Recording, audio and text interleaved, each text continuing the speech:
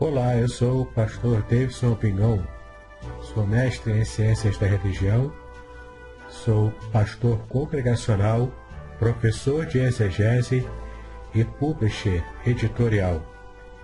É uma grande alegria para mim ter você aqui neste podcast Exegese e Exposição.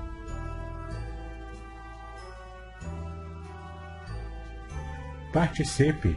Sugira novos temas para que eu esteja tratando aqui nos podcasts. Eu quero aproveitar para convidá-lo também a assinar o meu canal do YouTube, especialmente para ter acesso à playlist Exegese e Exposição, onde há vários vídeos que você pode ampliar ainda mais o seu conhecimento bíblico. Se você quiser, também tem um grupo do Telegram, chamado Exegese e Exposição. Há também cursos gratuitos meus na plataforma Udemy. É só você acessar e participar desses cursos gratuitos. E no final você ainda consegue um certificado de conclusão desses cursos. Vale muito a pena. E um curso muito especial que eu quero chamar a sua atenção é o curso Introdução à Exegese Bíblica. Nesse curso, eu te ensino passo a passo da metodologia exegética usada pelos profissionais da área. Eu tenho a certeza de que você será muito edificado ao conhecer o passo a passo desse método de exegese bíblica. É importante você saber que para fazer esse curso, não há necessidade de conhecer grego e hebraico. Na verdade, você pode usar o conhecimento das línguas originais da Bíblia, caso você já o tenha, mas não é uma condição essencial para que você possa fazer o curso. Então, vale a pena conhecê-lo. Clique no link que está na descrição deste podcast.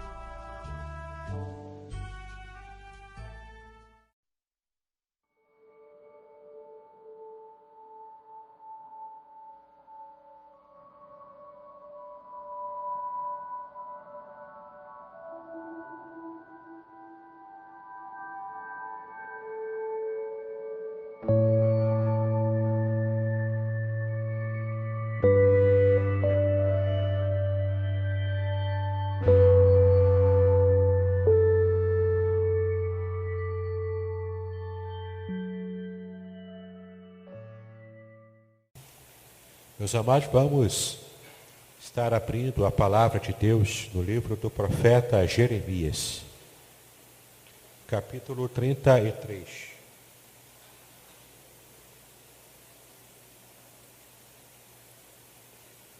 Livro do profeta Jeremias, capítulo 33. Nós vamos ler o versículo 3 inicialmente.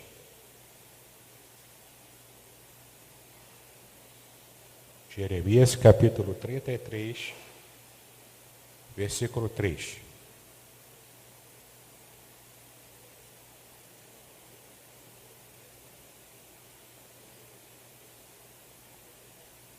Todos acharam? Jeremias capítulo 33, versículo 3. Que diz assim: Clama a mim, e responder-te-ei, e anunciar-te-ei coisas grandes e firmes que não sabes. Clame a mim, e responder-te-ei, e anunciar-te-ei coisas grandes e firmes que não sabes. Queridos, essa palavra tem muito a dizer ao nosso coração. Porque muitas vezes nós vivemos a nossa vida cristã como se Deus fosse um Deus pequeno. E vamos falar nessa noite justamente sobre esse tema, sobre a intimidade com Deus que gera grandes coisas. Em muitas ocasiões, ao longo do dia a dia, nós olhamos para um lado, olhamos para o outro, vemos a realidade nua e crua ao nosso redor, vemos os problemas às vezes se avolumando, Alguns têm dificuldade com a dívida, outros têm dificuldades com a saúde. Ainda outros têm dificuldades com relacionamentos na família, uma crise conjugal, uma crise com os filhos, sejam filhos na idade ainda infantil, que lidam com uma série de situações na escola, também na saúde, seja filho adolescente que acha que já consegue ser dono do próprio nariz, mas ainda não está pronto para a vida, e começam a querer agir com rebeldia com os seus pais. Seja qual for a crise, seja qual for a dificuldade, muitas vezes olhamos para os lados e ficamos imaginando de onde me virá o socorro, de onde me virá a resposta, de onde me virá a solução para dificuldades como essa. E às vezes parece fácil a gente virar para alguém e dizer, olha, você confia em Deus, você simplesmente aumenta a sua fé, ou então vai ler a Bíblia, vai orar, você está com dificuldade para confiar em Deus. Às vezes é fácil falar assim. Às vezes é muito fácil você ter uma resposta pronta, gospel, evangélica, que está correta do ponto de vista bíblico, teológico, mas falta aquela empatia no coração de alguém que sabe o que é enfrentar dificuldades na vida. A intimidade com Deus gera grandes coisas. Grandes coisas que podem ser a resposta para a sua dúvida que você tem durante anos. Grandes coisas que podem ser o milagre que você espera ao longo da sua existência, da sua caminhada cristã. Grandes coisas essas que podem ser também uma dificuldade ainda maior que você estará enfrentando, mas que essa dificuldade ainda maior te fará amadurecer como cristão, te fará ter uma perspectiva sobre Deus como nunca antes você teve. Enfrentamos sim decepções, mas muito mais do que enfrentar decepções, nós podemos confiar e nos agarrar nas mãos do Deus Todo-Poderoso, que é grandioso e pode fazer o milagre que nós tanto aguardamos. Como diz aquele cântico antigo, segura nas mãos de Deus e vai. Se as águas do mar da vida quiserem te afogar, segura nas mãos de Deus e vai. Não é? Basta confiar no Senhor, mas nem sempre é fácil confiar. Às vezes Deus coloca a gente em cada situação complicada e a gente fica imaginando, Senhor, até onde vai isso? Até onde essa caminhada vai? Até onde eu vou chegar? Até onde eu consigo aguentar essa situação difícil? Esse texto fala para nós sobre o profeta Jeremias. O profeta Jeremias era um profeta que amargou um ministério que trouxe muitas decepções ao seu coração. Aliás, Deus, quando chamou Jeremias, ele já tinha avisado para ele, olha, você vai pregar, mas ninguém vai ouvir o que você vai falar. Ué, mas se ninguém vai ouvir, para que eu tenho que pregar? Ele não perguntou, eu que estou perguntando. Se ninguém vai me ouvir, por que eu tenho que pregar? Deus simplesmente chamou Jeremias para que ele fosse o porta-voz divino numa situação, num contexto, em um povo que já não queria ouvir a voz de Deus. Você imagina a situação. Como você pode ser o porta-voz de alguém que se tornou uma persona não grata no ambiente em que você vai falar? Como você pode ser o representante legal de alguém perante um povo que não quer saber desse alguém? E você imagina que esse alguém é o Deus Todo-Poderoso, que tem em suas mãos a autoridade e o poder para transformar situações. O que acontece? O que aconteceu na época do profeta? Jeremias esteve profetizando. Ele esteve profetizando no ano 590 a.C., numa época em que Judá estava enfrentando o cativeiro babilônico.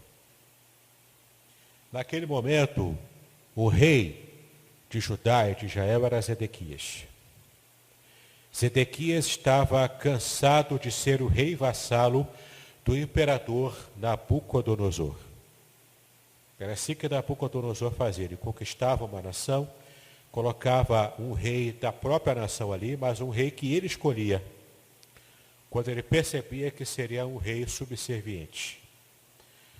Zedequias era esse rei vassalo, esse rei escravo. Esse rei que abaixava a cabeça igual vaqueira de presépio e dizia amém para tudo que o imperador Nabucodonosor mandava. Só que chegou um dia que Ezequias ficou cansado disso. Ele consulta os profetas, ele consulta inclusive Jeremias e pergunta: podemos nos rebelar contra o império babilônico? Deus estará conosco e nos ajudará a romper com tudo isso? Alguns profetas falsos falavam: pode ir, vai com a cara coragem, Deus é com a gente. Mas Jeremias conhecia de fato o Deus verdadeiro e Deus não havia falado que o cativeiro tinha terminado. O cativeiro durou 70 anos. E no meio do caminho, Deus ainda estava tratando e consertando o povo de Israel. E então os falsos profetas profetizavam bênçãos à torto e à direita.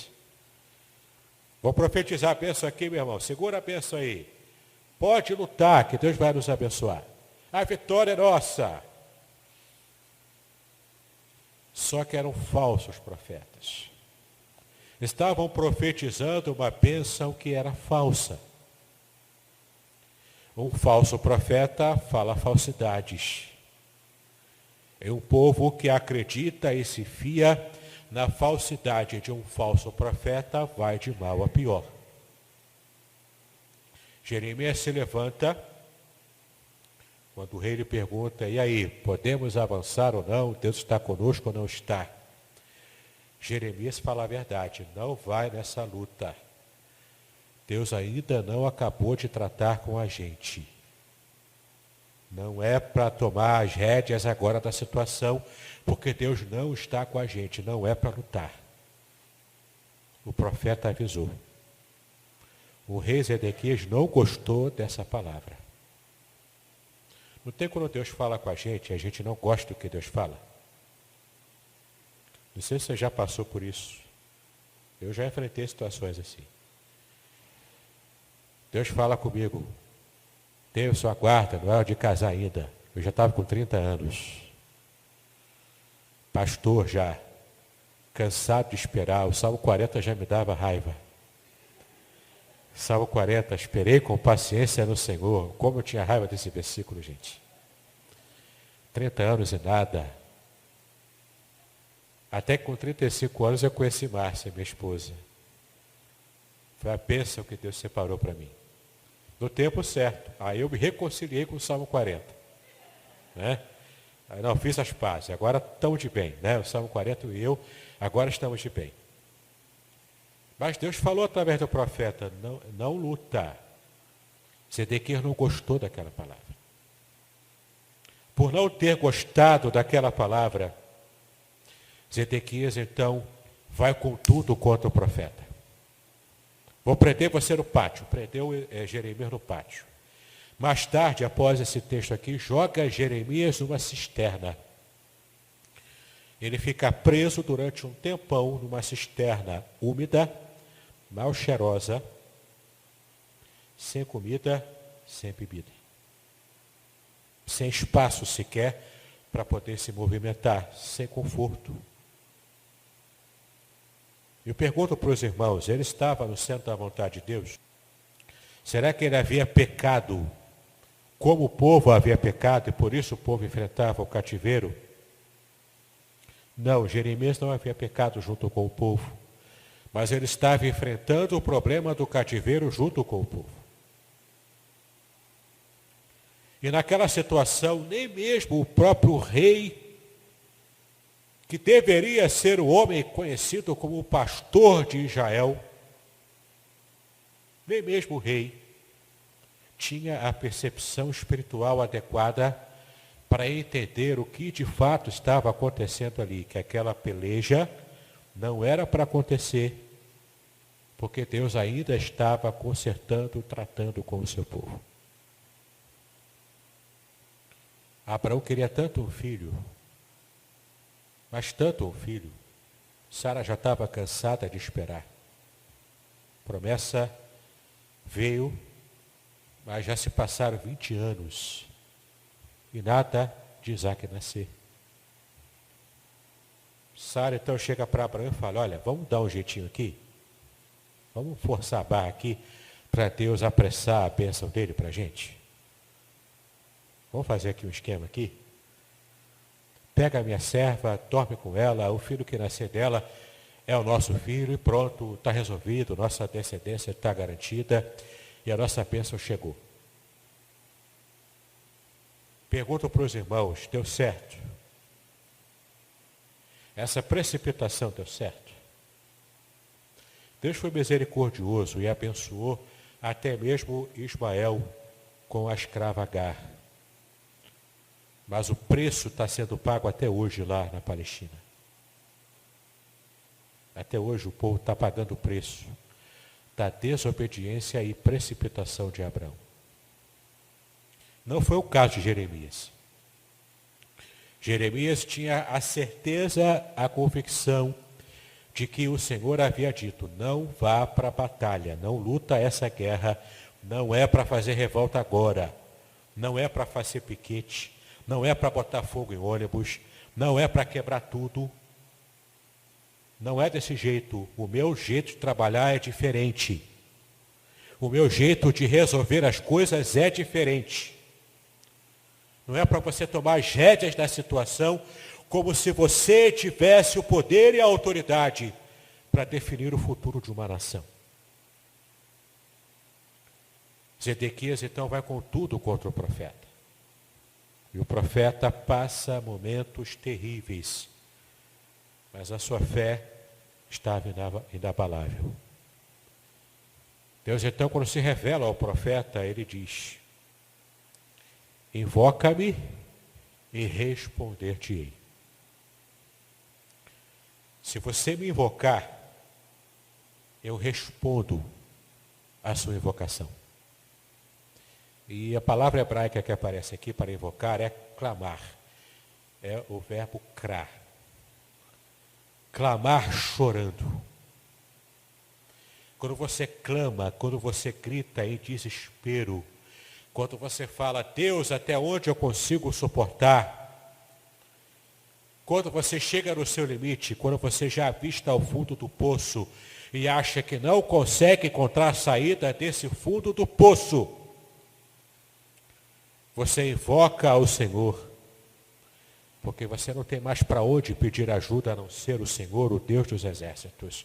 Ele é mais do que suficiente para te trazer a bênção, para te trazer a solução.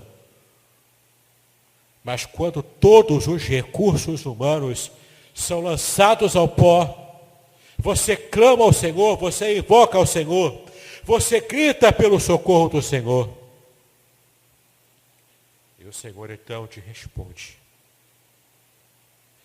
Talvez com aquela palavra serena que vai trazer conforto à sua alma, que vai trazer a solução definitiva para a crise que você enfrenta. Lá no fundo do poço, lá dentro da cisterna, preso ao pátio, Deus de fato falou com Jeremias. Naquele ato de Deus falar com Jeremias, ele estava dizendo, olha, Jeremias, Não tema, eu estou presente com você, mesmo que você esteja preso no pátio do rei. Não fui eu que te chamei. Não fui eu que te mandei pregar essa mensagem que você pregou. Não se desespere, eu estou no controle da situação. Eu estou no controle de tudo, até mesmo de Nabucodonosor, eu tenho controle sobre ele. E então Jeremias recebe a palavra que Deus se revela a ele, que foi uma ordem inesperada. Quando a crise acontece ao seu redor, você não inventa moda, inventa. Você não inventa de comprar um apartamento no momento em que todos os apartamentos estão sendo vendidos muito caros. Você espera a crise passar, espera melhorar a situação, e então você se aventura a financiar um apartamento. Você vai comprar o carro do ano quando você está desempregado? Você vai entrar numa dívida enorme. Olha que se você estiver olhando para o lado do seu marido aí, eu vou ficar preocupado com vocês, não é? Você inventa uma dívida enorme quando você não tem recursos e ainda chama isso de fé. Entende? Mas é diferente quando Deus manda você fazer. No capítulo 32, você vai perceber que Deus fala com Jeremias, no capítulo anterior, Deus fala com Jeremias. Ele fala o seguinte para ele: a crise está acontecendo, mas você vai fazer o seguinte, você vai comprar uma terra antes que Nabucodonosor esteja de fato tomando posse de tudo. Mas que sentido tem isso? Nabucodonosor está vindo, está chegando, está tomando tudo. Eu vou comprar uma terra para ele depois tomar e eu perder dinheiro. E o mais interessante é que Deus mandou ele comprar de um parente dele, um primo dele chamado Anameel. Deus manda que Jeremias comprasse um terreno lá em Jerusalém, das mãos de um parente.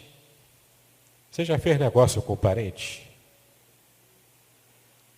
Você sabe como às vezes é complicado você ter um negócio com um parente, alguém familiar.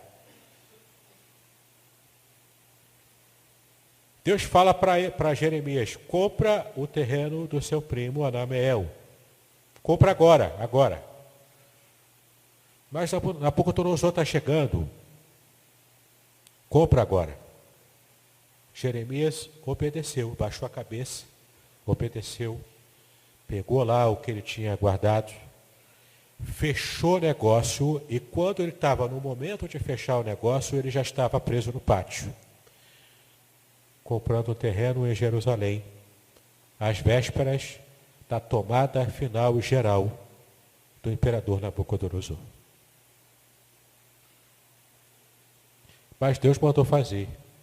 Jeremias não era maluco. Deus mandou ele fazer isso. Por obediência, mesmo sem entender, Jeremias fez o que Deus havia mandado fazer. É para comprar? Então eu vou comprar. Fechou o negócio, mas ele ainda estava preso. Comprou o terreno, mas não podia usufruir daquele terreno que ele comprou. Mas ele guardou a Escritura. O que Deus estava falando para Jeremias fazer? Deus já sabia que ele estava contando os dias para retirar a atuação de Nabucodonosor. E que quando tudo aquilo acabasse, Jeremias e seus familiares, depois de tudo aquilo, teriam como retomar a terra que ele havia comprado. Em outras palavras, Deus estava usando aquele ato para dizer para Jeremias de forma alta e clara: obedeça-me, porque o controle da história está nas minhas mãos. E eu tenciono, eu intento trazer novamente Jerusalém, a cidade, todo o país de volta nas mãos dos judeus. E é interessante que o profeta obedece. E Deus disse para ele, no versículo 3, como nós lemos: invoca-me e responder-te-ei. E o versículo continua: anunciar-te-ei coisas grandes e firmes que não sabes. Porque Deus estava ali naquele processo, revelando para o profeta algo que era inacessível a ele. Quando o texto diz que eu anunciar-te-ei coisas grandes e firmes que não sabes, a palavra firmes aqui no original em hebraico é algo que está inacessível. A imagem que apareceu na cabeça de Jeremias, quando ele recebeu essa palavra, era de uma parreira grande, cheia de cachos de uva, mas que estava muito acima do que ele conseguiria alcançar. Porque estava protegida dos insetos, dos animais, do campo. Era uma fruta gostosa, boa, preparada. Era a época da colheita, mas ele não tinha acesso porque não alcançava aquela parreira. Então você percebe aqui Deus revelando ao profeta algo inacessível. E nessa bênção que Deus revela ao profeta, há 3 estágios. Veja os versículos de 6 a 9. O primeiro estágio da bênção que Deus estava tornando acessível ao profeta, porque o profeta tinha intimidade com ele. Versículos de 6 a 9 do capítulo 33 de Jeremias. Eis que eu trarei a ela quem é a cidade de Jerusalém, saúde e cura. Eu os sararei, e lhes manifestarei abundância de paz e de verdade. E removerei os cativos de Judá e o cativeiro de Israel, e os edificarei como ao princípio. E os purificarei de toda a sua maldade com que pecaram contra mim e transgrediram contra mim. E este lugar me servirá de nome de gozo, de louvor e de glória entre todas as nações da terra que ouvirem todo o bem que eu lhes faço. E espantar-se-ão e perturbar-se-ão por causa de todo o bem e por causa de toda a paz que eu lhe dou. Que promessa maravilhosa! Deus estava falando com o profeta. Nesse primeiro estágio da bênção, fique tranquilo, eu vou libertar Israel desse cativeiro. Não é uma reação do rei Zedequias. Não é uma reação malfadada, mal preparada. Eu tenho controle de tudo. No tempo certo eu vou livrar vocês. Eu tenho planos para essa nação ainda. Ainda é o meu povo. Eu ainda vou me alegrar e me regozijar com essa nação. O coração de Deus estava triste, assim como o coração do profeta Jeremias, que estava em sintonia com o coração de Deus, também estava triste. Mas diante daquela crise, o que fez a diferença, o que levou Jeremias a confiar em Deus de modo irrestrito, foi a intimidade que ele ainda nutria com o Senhor. Então, esse primeiro estágio da bênção alcançava Israel já nos tempos próximos do profeta Jeremias. Tem mais. Tem ainda o segundo estágio da bênção, que Deus já havia falado com o profeta, e com certeza o profeta teve a restauração daquela palavra no seu coração, quando Deus disse a ele que revelaria algo especial. Veja o capítulo 31, do versículo 31. É só voltar mais um capítulo para trás. Jeremias capítulo 31, versículo 31 a 34.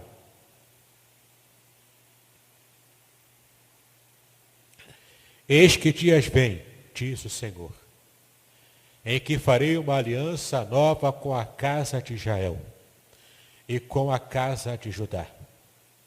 Não conforme a aliança que fiz com os seus pais no dia em que os tomei pela mão, para os tirar da terra do Egito, porque eles invadiram a minha aliança, apesar de eu os haver desposado, diz o Senhor. Mas esta é a aliança que farei com a casa de Israel, depois daqueles dias, diz o Senhor. Preste atenção no que o Senhor diz. Porei a minha lei no seu interior e a escreverei no seu coração. Eu serei o seu Deus e eles serão meu povo. E não ensinará mais cada um a seu próximo, nem cada um a seu irmão, dizendo, conhecei o Senhor, porque todos me conhecerão, desde o menor até o maior deles, diz o Senhor, porque lhes perdoarei a sua maldade, e nunca mais me lembrarei dos seus pecados. No primeiro estágio da bênção, ela alcança a nação de Israel. Nesse segundo estágio da bênção, ela alcança Israel e os povos gentios também. Porque Deus já estava aqui expandindo, revelando a expansão dos seus planos. De abençoar Israel, mas também de abençoar os povos gentios. Mas também de trazer sobre os povos que não tinham um relacionamento de intimidade com Deus, a possibilidade desse relacionamento ser construído. Porque afinal, Deus queria, o pecado provocou um rompimento nesse relacionamento. Mas desde aquele momento, Deus estava já planejando restaurar o seu relacionamento com toda a humanidade. Portanto, aqui, a promessa, nesse segundo estágio, alcança um status universal. Meus queridos, o Senhor é fiel, Ele já cumpriu essa promessa. Em Cristo Jesus, nós já encontramos o resgate desse relacionamento com Deus. Em Cristo Jesus, nós que não somos judeus, nós que não fazemos parte da nação de Israel, enquanto etnia, fomos enxertados no tronco, fomos acrescentados, e as promessas de Deus para Israel também nos alcançam. Porque hoje, já no segundo estágio da bênção, nós podemos ser salvos pelo Senhor Jesus, que morreu na cruz do Calvário em nosso lugar, que nos salvou, que nos escolheu para a vida eterna. Essa bênção ninguém vai nos tirar. O ladrão não vai nos roubar essa bênção. A doença, as dificuldades, mesmo a falta de fé, não tirará a minha bênção, porque eu já alcancei em Cristo Jesus. O Senhor me alcançou. Essa nova aliança já é uma realidade. O termo hebraico para nova aliança é Brit Hadashah. Brit Berit, aliança. Hadashah, nova. Nova aliança. Nova no sentido completo da palavra. Uma aliança diferente de tudo o que se conhecia até então. Em que o próprio Deus implanta no coração humano o desejo de obedecer às suas leis, burlando o sistema do pecado que afetou o nosso coração e que nos faz querer nos afastar de Deus. O pecado quer me fazer desejar estar longe de Deus. Mas quando em Cristo Jesus o Espírito Santo passa a habitar dentro de mim, porque eu tive uma experiência de regeneração em Cristo, os meus desejos passam a sofrer uma mudança. E enquanto antes eu queria me afastar de Deus, agora eu quero me aproximar dele, agora eu quero ter intimidade com ele, porque isso foi propiciado a mim. Esse é o caráter da nova aliança. Esse é o segundo estágio da bênção. Deus é um Deus grande, imenso, maravilhoso em poder e autoridade. Controla todo o universo com o seu poder. E ao mesmo tempo, esse Deus grandioso, ele se mostra acessível àquele que deseja intimidade com ele. Você serve, meu irmão, minha irmã, a um Deus que é todo-poderoso, que é grandioso, que faz grandes coisas. E você serve a um Deus que não está assentado no seu trono celestial, tendo prazer em jogar raios que vão machucar você. Essa é uma visão mundana, não é a visão bíblica. A visão que a Bíblia traz de quem é um Deus profundamente amoroso. Apesar de ser irado também com a humanidade. Mas profundamente amoroso e acessível para nos alcançar, enquanto a gente fica brincando de pique-esconde com ele. E eu digo para você, meu irmão, esse Deus em Cristo Jesus está acessível a você. Se você ainda não conhece essa palavra de salvação em Cristo Jesus, hoje pode ser um dia, hoje pode ser a noite em que você vai ter a certeza de que você hoje pode ter um relacionamento de intimidade com o teu Pai. Ah, mas o sentimento que eu tenho para com meu Pai humano é um sentimento de fracasso, é um sentimento de derrota, é um sentimento de ódio. Eu não consigo perdoar aquele homem que tanto me maltratou. Se essa é a sua experiência de vida, hoje o Senhor quer transformar isso. Ele quer se revelar a você como um Pai amoroso e acessível que você ainda não teve. O seu coração hoje pode estar aberto ao mover desse Deus. Grandioso sim, todo-poderoso sim, mas acessível a você. Se você clamar por Ele, ainda que esteja numa cisterna, no fundo do poço, Deus vai se tornar acessível a você. Você o clamará, Ele te responderá. Ele vai ampliar ainda mais essa intimidade. Ele vai mostrar para você, anunciar para você grandes coisas inacessíveis que você não teve como nem sequer sonhar em saber e conhecer. Essa bênção já alcança a cada um de nós, mas tem ainda o terceiro estágio da bênção. Em Cristo Jesus já fomos abençoados no segundo estágio. O terceiro estágio da bênção agora é futuro até para nós.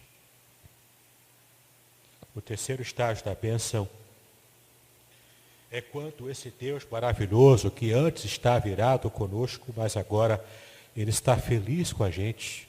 Em Cristo Jesus nós alcançamos um novo patamar de intimidade com o Senhor. Eu gostaria que você abrisse a palavra lá em João, capítulo 10.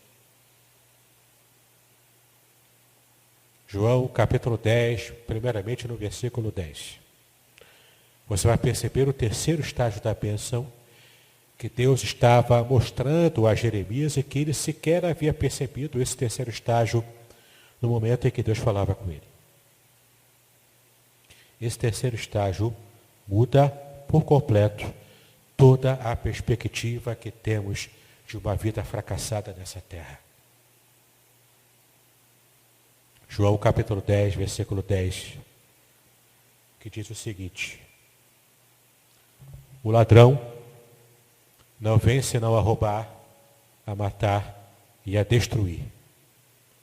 Eu vim para que tenham vida e a tenham com abundância. Você sabe o que o texto grego quer dizer aqui? O texto está dizendo para a gente que Jesus Cristo veio fazer oposição aos falsos mestres. Aqui o contexto diz que esse ladrão que veio roubar, matar, destruir, não era diretamente Satanás, eram os falsos mestres.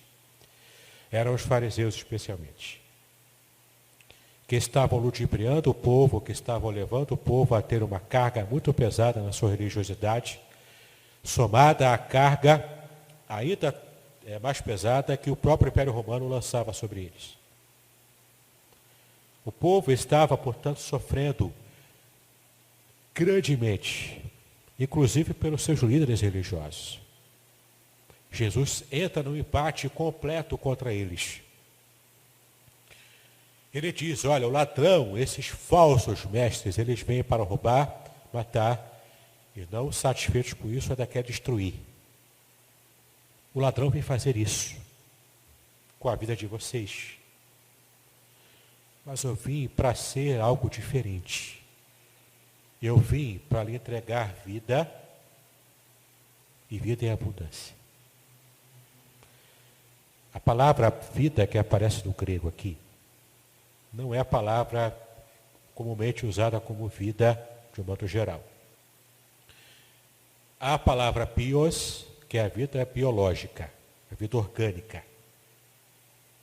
E tem a palavra zoe no grego, que é a palavra que transmite aquela ideia de vida, mas uma vida, mais ou menos uma vida com V maiúsculo. Uma vida bem vivida, né? Viver de verdade a vida. Era isso que Cristo estava dizendo. Eu vim para que vocês consigam viver de verdade a sua vida com leveza, não com essa ansiedade tosca que o Império Romano e que a religiosidade judaica impõe sobre vocês. E além de ser uma vida com V maiúsculo, uma vida de verdade, com leveza, com felicidade, além disso, é uma vida com abundância, uma vida que não termina.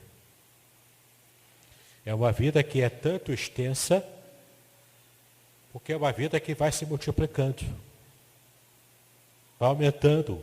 É uma vida que vai crescendo exponencialmente.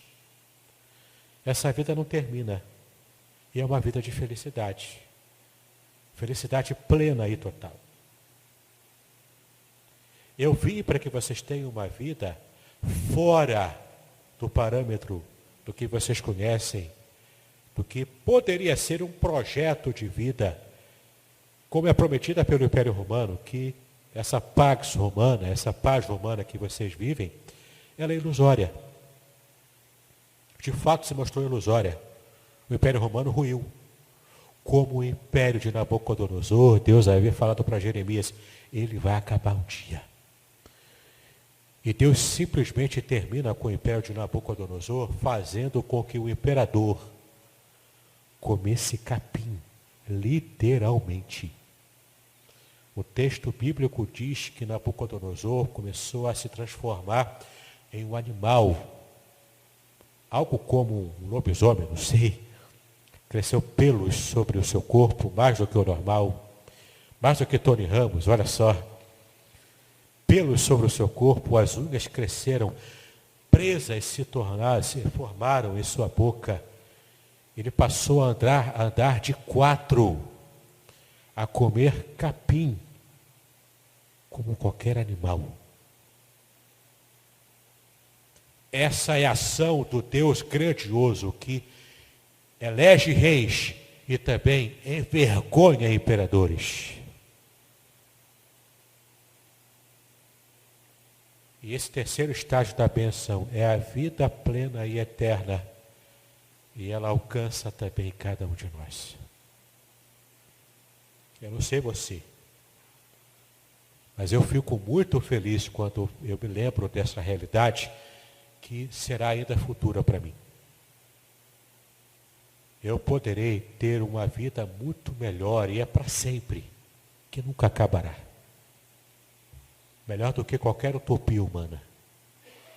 É a bênção da vida eterna em Cristo Jesus. Ainda em João capítulo 10, versículo 27. João capítulo 10, versículo 27.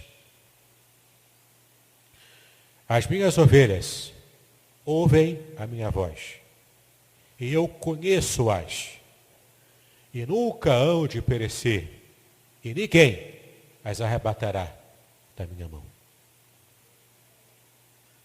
Uma moçada aí que está acostumada a assistir séries, vocês já viram aquela série The Walking Dead? Não é essa vida eterna que Deus promete. Viver eternamente como um zumbi monstruoso, fedorento, maltrapilho, não é isso que Deus promete. A vida eterna que Ele promete é uma vida com V maiúsculo. É de felicidade e é para sempre. Nesses 3 estágios da bênção que Deus estava revelando ao profeta, o segundo estágio da bênção já nos alcançou. O terceiro estágio, que é essa transformação e a transcendência permanente das nossas limitações, ela será uma realidade no futuro, creio eu, que muito próximo. Clama a mim e anunciar-te-ei coisas grandes e firmes que vocês não sabem. O teu Deus é grande. Não importa a crise que você enfrenta, o teu Deus é grande. Eu quero terminar essa mensagem com uma frase de uma irmã em Cristo já falecida da Inglaterra, Corrie ten Boom. Ela, juntamente com a sua irmã, foram levadas, na época do nazismo, para o campo de concentração. Porque elas haviam feito uma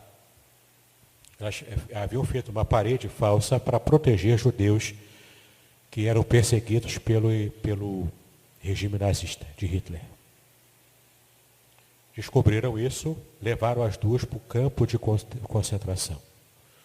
Elas enfrentaram o pior momento da vida delas.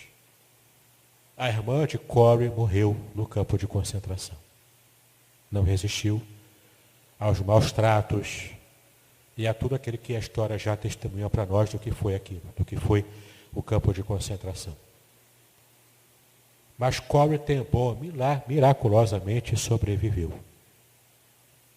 Ela foi sustentada por Deus a cada momento. Ela sobreviveu à fome extrema, sobreviveu aos maus tratos, a quem batia nela, a quem maltratava ela, sobreviveu aos trabalhos forçados. Por graça, Deus não permitiu que ela fosse morta em uma câmara de tortura e de gás, como se usava na época do nazismo. Ela conseguiu sobreviver àquilo tudo. A palavra que ela tinha antes de falecer era uma palavra de perdão para os nazistas, para os seus algozes. E uma frase que ela disse, eu nunca mais vou me esquecer enquanto eu viver nessa terra. Ela disse o seguinte: não existe buraco mais fundo que Deus não possa te tirar de lá.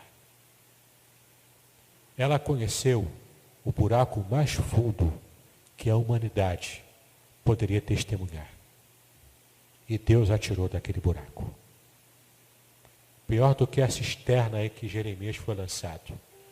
Deus a tirou daquele buraco, a fez sobreviver. E a glória do Senhor ainda sobrevive, porque o nosso Deus, Ele não está morto.